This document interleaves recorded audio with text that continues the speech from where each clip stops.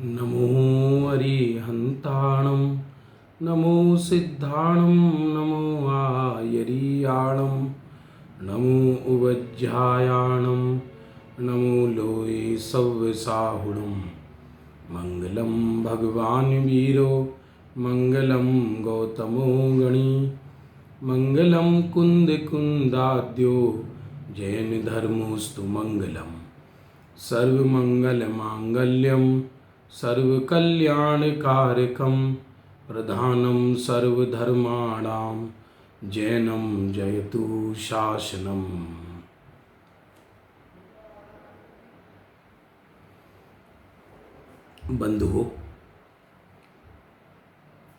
Jain principles, Jain दर्शन के विषय में चर्चा चल रही थी।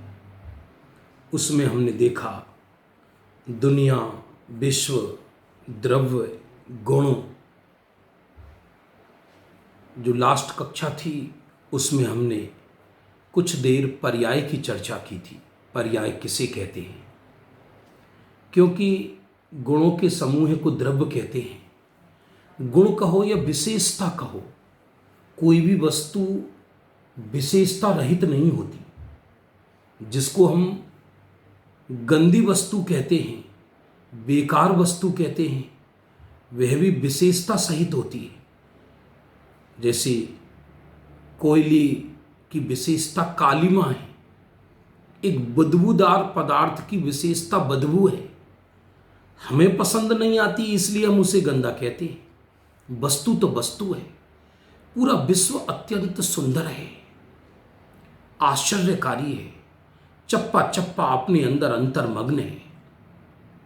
और वह विश्व, उसमें रहने वाली द्रव्य, उसमें रहने वाली गुण अपनी पर्यायों से पहचाने जाते हैं। पर्याय कहो, परिणमन कहो, परिस्थिति कहो, सिचुएशन कहो, चेंजिंग कहो, प्रगटीकरण कहो, उसका आकार कहो, उसका प्रस्फुटन कहो, एक ही बात है। कोई भी वस्तु अपनी प्रकाश से पहचानी जाती है, अपने प्रगटीकरण से पहचानी जाती है। वस्तु का जो प्रगटीकरण है, वस्तु का जो परिणमन है, उसी का नाम पर्याय है। बंधुओं, जगत में जो कुछ दिखाई देता है ये सब पर्याय है, ये स्वांग है, ये उत्पन्न और नष्ट होने वाली चीजें हैं। क्योंकि जो उत्पन्न हो, नष्ट हो, उसी का नाम पर्याय है। लहरें उत्पन्न होती हैं, नष्ट होती हैं, पर समुद्र कायम रहता है। जो कायम रहे वह द्रव्य है। जो उत्पन्न होता रहे और नष्ट होता रहे, उसका नाम पर्याय है। सुख दुख, हानि लाभ, जीवन मरण, यश अपयश, ये सब पर्याय हैं। जीव की भी पर्याय होती है, पुद्गल की भी पर्याय होती है। धर्म अधर्म, आकाश काल, सभी द्रव्यों की अपनी अपनी पर्याय होती है। दिखाई देने वाला सारा जगत ये सब पर्याय है। पारमार्थिक रूप से देखा जाए, वस्तु कहें या चैतन्य परमात्मा कहें, ये मैं जो स्वयं एक द्रव्य हूं, उसके अंदर कुछ परिवर्तन नहीं होता। वस्तु तो सहज वस्तु ही होती है, उसके अंदर कोई परिवर्तन नहीं होता। परिवर्तन उसकी अवस्था में होता है। अवस्था का नाम ही पर्याय है। अवस्था का नाम ही पर्याय है। इसको समझना बहुत सरल है। मिट्टी से समझ सकते हैं इसको हम, सोने से समझ सकते हैं, पुद्गल से। एक कुम्हार मिट्टी में से घड़ा बनाता है, सुराही बनाता है, तरह तरह के आकार के बर्तन बनाता है, और कदाचित वो फूट जाए। आज ना तो कल वो फूटना ही है, लेकिन मिट्टीपना कायम रहता है। बस जो फूट गया, टूट गया, उसी का नाम पर्याय है। कुछ पर्याय हमें दिखाई देती हैं, कुछ पर्याय हमें दिखाई नहीं देती, कुछ पर्याय स्थूल होती हैं, कुछ पर्याय सूक्ष्म होती हैं, लेकिन मिट्टी तो सदा कायम रहती है। सोने में से लाखों बार एक सुनार नाना तरह के आभूषण बनाता है। उत्पन्न होते हैं और नष्ट होते हैं वो आभूषण, लेकिन सोना कायम रहता है। जो उत्पन्न हो, नष्ट हो, उसी का नाम पर्याय है। प्रत्येक द्रव्य में उसके प्रत्येक गुण की प्रत्येक समय एक पर्याय उत्पन्न होती है, एक पर्याय नष्ट होती है। एक पर्याय उत्पन्न होती है, एक पर्याय नष्ट होती है। नई पर्याय का उत्पन्न होना ही पुरानी पर्याय का नाश होना है। चैतन्य में भी होता है ये, पुद्गल में भी होता है ये, हमारे अंदर भी होता है ये, आपके अंदर भी होता है ये। पूरा दिखाई देने वाला विश्व एक स्वांग है। बंधु, बंधन भी पर्याय है, मुक्ति भी पर्याय है, और मैं बंधन और मुक्ति से भिन्न न्यारा एक आत्म पदार्थ हूं। हर वस्तु में है ये बहुत विचित्र दर्शन है। ये समझ में आ जाए तो दुख नहीं होगा जीवन में। लौकिक सुख दुख की अनुभूतियां से परेशान नहीं होंगे हम, क्योंकि वो तो पर्याय है, आती है और चली जाती है। लेकिन मैं तो शाश्वत रहता हूं। क्षयों द्रव्य में होता है ऐसा। जड़ द्रव्य की पर्याय जड़ात्मक होती है और चेतन द्रव्य की पर्याय चेतनात्मक होती है। चेतन द्रव्य की पर्याय उत्पन्न होती है, चली जाती हैं, चेतन द्रव्य कायम रहता है। जड़ द्रव्य की पर्याय उत्पन्न होती हैं, चली जाती हैं, लेकिन जड़ द्रव्य कायम रहता है। और क्षयों द्रव्य में ये निरंतर रहता है। एक समय भी ऐसा नहीं होता कि पर्याय उत्पन्न ना हो, नष्ट ना हो, क्योंकि यदि एक समय भी द्रव्य पर्याय से रहित हो जाए, चाहे वो जड़ हो चाहे वो चेतन हो, तो द्रव्य का ही नाश हो जाएगा, क्योंकि द्रव्य पहचाना ही पर्याय से जाता है। यह भी विचित्र है कि प्रत्येक द्रव्य पर्याय रूप परिणमन करता हुआ भी द्रव्य द्रव्य रूप से रहता है, नष्ट नहीं होता। क्योंकि यदि द्रव्य की द्रव्यता नष्ट हो जाए तो फिर अगले समय कौन रहेगा, दूसरे समय कौन रहेगा, तीसरे समय कौन रहेगा। इसलिए प्रत्येक पर्यायों में द्रव्य बहता है प्रत्येक पर्याय में। इसीलिए द्रव्य के परिणमन को पर्याय कहते हैं, यह भी कहा जाता है, और गुणों के परिणमन को पर्याय कहते हैं, यह भी कहा जाता है। यदि हम पृथक पृथक गुण की दृष्टि से वर्णन करेंगे तो यह कहने में आएगा कि गुणों के परिणमन को पर्याय कहते हैं, और यदि हम पूरी वस्तु की दृष्टि से कहें तो यह कहने में आएगा कि द्रव्य के परिणमन को पर्याय कहते हैं। जैसे ये रुमाल है, तो यदि हम इसको भेद करके, थोड़ा खोल कर, थोड़ा ऑपरेशन करके ये कहेंगे तो ये कहने में आएगा कि रुमाल के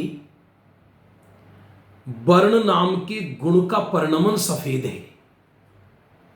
और यदि हम इसको अभेद करके कहेंगे तो ये कहा जाएगा कि रुमाल के परिणमन का नाम सफेदी है। ये एक एग्जाम्पल है, स्थूल एग्जाम्पल। रुमाल स्वयं पर्याय है। यदि हम किसी सोने के सिक्के को देखकर ये कहें कि सोने में रहने वाले वर्ण गुण का परिणमन पीला है, और यदि हम अभेद रूप से कहें तो ये कहेंगे कि इस सिक्के का परिणमन पीला है।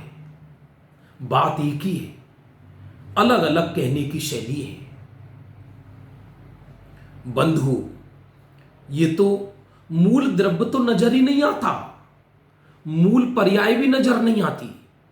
जिसे हम ये देह है, इसको भी पर्याय कहा आचार्यों ने, लेकिन ये एक द्रव्य की पर्याय नहीं है, ये अनंत पुद्गल परमाणुओं के समूह की पर्याय है जो हमको नजर आ रही है।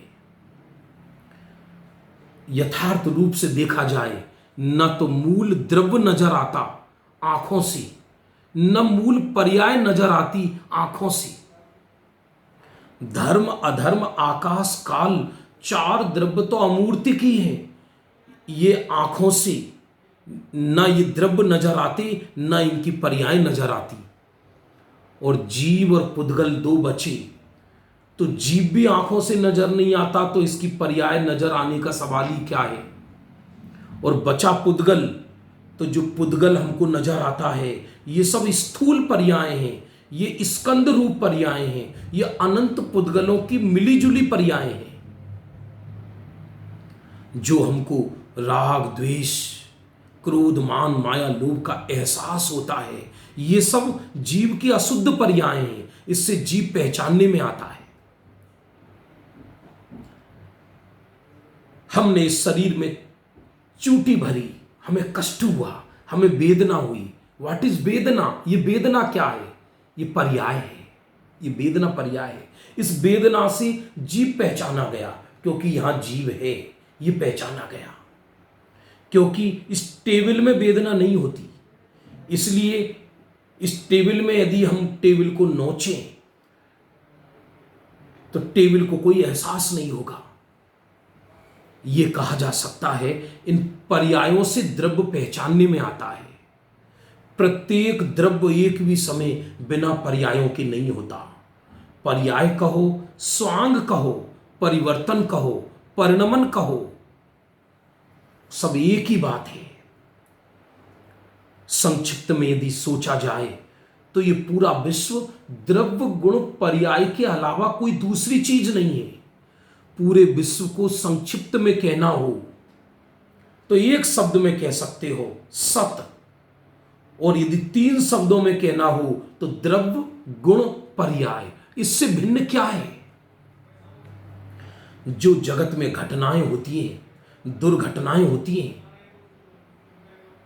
वो घटना और दुर्घटनाएं नहीं है, वो तो पर्याय है, होने वाली पर्याय है वो। लेकिन वो पर्याय हमको पसंद नहीं आती, इसलिए हम उनको दुर्घटना नाम दे देते हैं। जो पर्याय पसंद आ जाए उनको हम घटना नाम दे देते हैं। सच पूछा जाए, विश्व में जो भी परिणमन हो रहा है, ना वो घटना है ना वो दुर्घटना है, वह तो परिणमन है, वह तो पर्याय है। एक पर्याय अच्छी, एक पर्याय बुरी, ऐसा भी नहीं है। अपने समय पर पर्याय प्रत्येक गुण में उत्पन्न होती है और नष्ट होती है, आती है, चली जाती है। बंधुओं, सत्य को समझने की कोशिश करें। यह सत्य दर्शन है, बड़ा व्यापक दर्शन है, बड़ा सुंदर दर्शन है, बड़ा माथा शांत हो जाए ऐसा दर्शन है।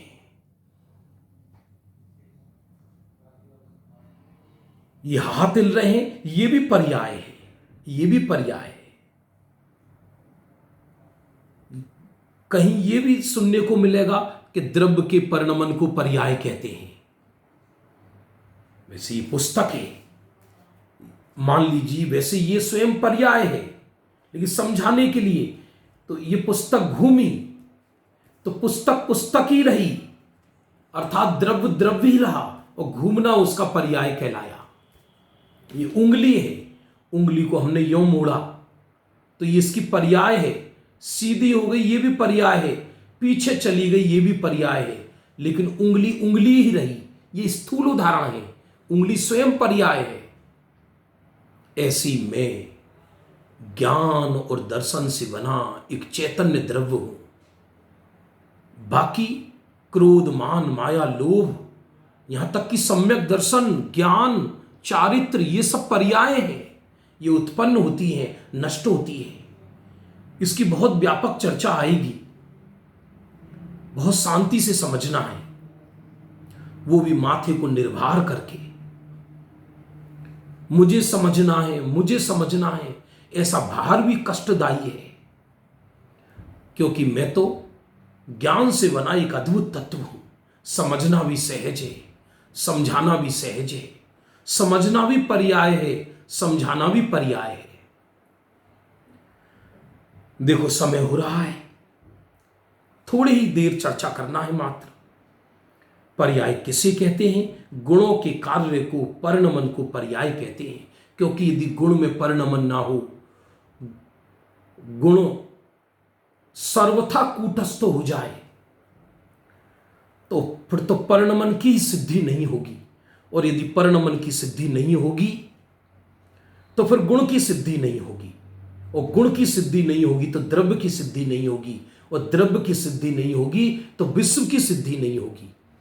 इसलिए गुणों के परिणमन को पर्याय कहते हैं, यह कहा जाता है। जब सूक्ष्म अध्यात्म पढ़ेंगे तब यह भी कहा जाएगा कि पर्याय स्वयं निरपेक्ष है गुण से और द्रव्य से। वह चर्चा जब विषय आगे बढ़ेगा बहुत गहरा, तब हम करेंगे। अभी इतना ही पर्याप्त है। जय जिनेन्द्र।